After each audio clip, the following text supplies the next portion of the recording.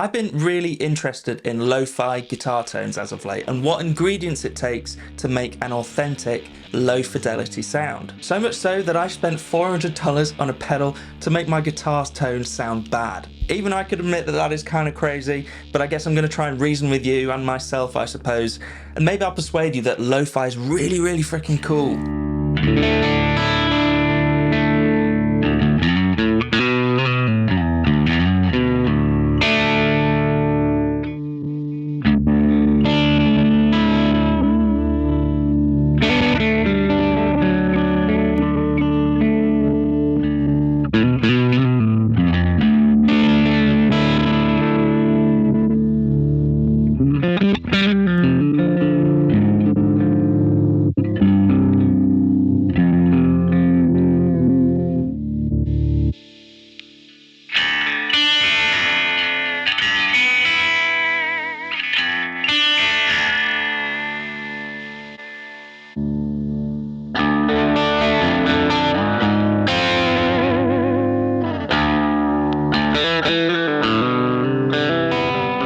So lo-fi or low fidelity isn't just one effect or sound. I'd actually group that into 4 or 5 common effects that come together to give you a broken, warped, vintage sound. I'd break those effects down into EQ, modulation, saturation, a bit of noise, and also an element of randomness. We're basically trying to emulate the sound of old tape machines or vinyl record players. And this pedal, the Chase Bliss Generation Loss Mark II, does all of those effects, combines them together, and gives you a really beautiful, bad guitar tone. In its simplest form, we can actually break this pedal down into those different sections and effects. The model knob acts as our EQ section. It actually models different frequency responses of tape machines, cassette players, and audio recorders.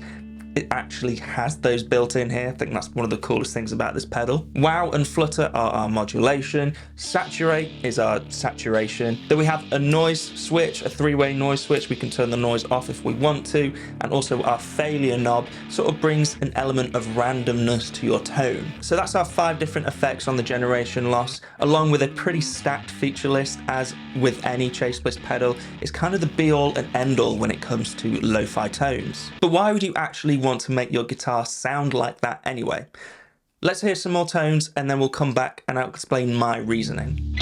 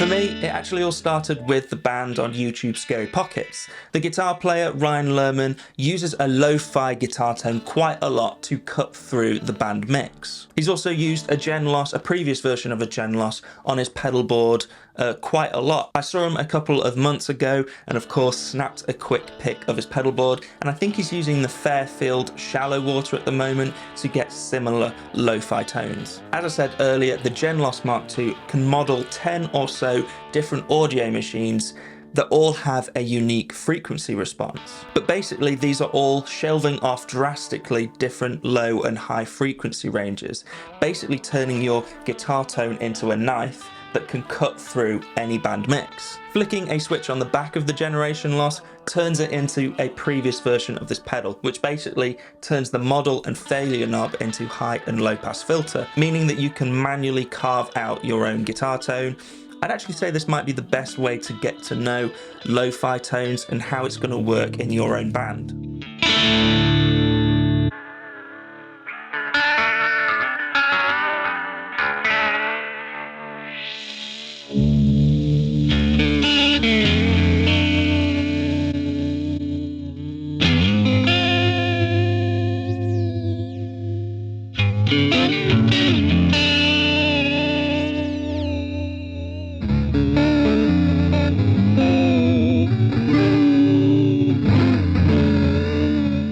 Another thing that really got me into lo-fi tones is that I recently bought a turntable and sort of got into the world of vinyl and records a little bit. For starters, there is that undeniable warmth of vinyl and that occasional crackle like a campfire. You can sound like that with the Genloss, and I think that's really, really cool. I've also inherited a handful of older records, some of which aren't in the best of shape, and they have that warble, that warped vinyl sound, that modulation. And with the Genloss, we have control over two different types of modulation, wow and flutter. Wow being a much more slower, warped vinyl sound, and the flutter being a much more rapid, stuttery modulation. I'm also just about old enough to remember the world of cassettes and how the tape inside of those eventually get worn and how they can eventually fail on you. Increasing the failure knob on the Genloss increases the intensity of those snags, those crinkles, and random volume dropouts that you get with old tape.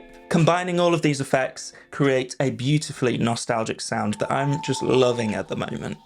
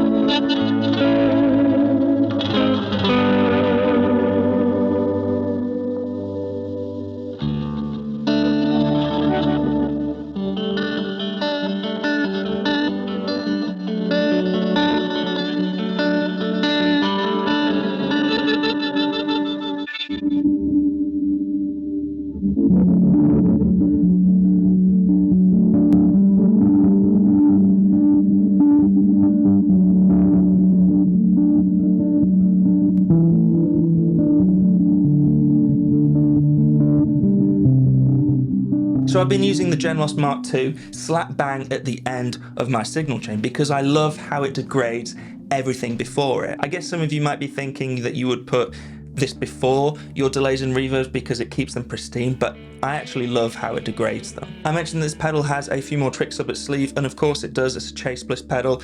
One of my favourites being this auxiliary foot switch, which you can assign to do a number of different things. You can manually engage or disengage the filter of the pedal, or you can assign it to completely stop and mute your tone. If you engage a combination of the dip switches on the top, you can also set this auxiliary foot switch to freeze your tone, which I think is how the previous Genloss worked, meaning you could freeze a chord and then play over it in that lo-fi tone.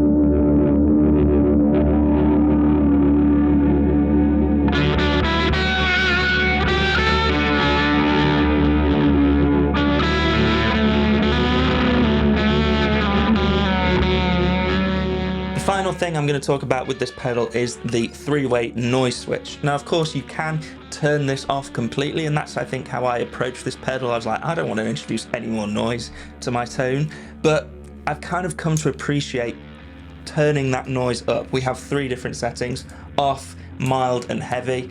I pretty much leave it on heavy all the time, and sometimes it's just really nice to not play anything and just listen to the crackle of the noise.